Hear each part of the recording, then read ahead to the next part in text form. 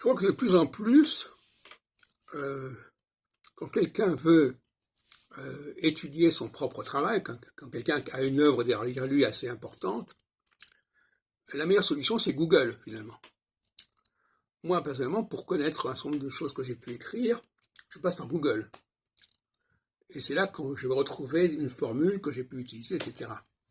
Ça va m'économiser beaucoup d'énergie et beaucoup de place aussi. Parce que Google, il va stocker beaucoup d'informations, d'ouvrages, et si je vais les avoir sur papier, ça prendrait énormément de place, et puis ce serait très fastidieux à compulser et à consulter.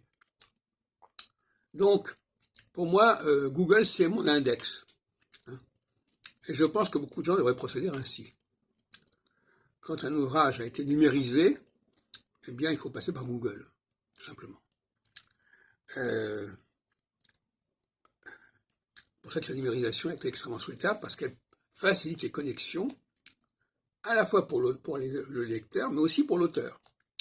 L'auteur peut très bien, par exemple, ne plus très bien savoir certaines choses de ce qu'il a pu dire, et pour s'y référer, il faut qu'il passe par Google, qui lui va trouver dans sa propre œuvre.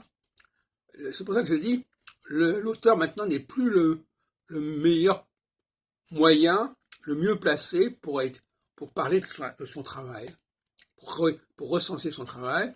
Les moteurs de recherche se substituent à ça.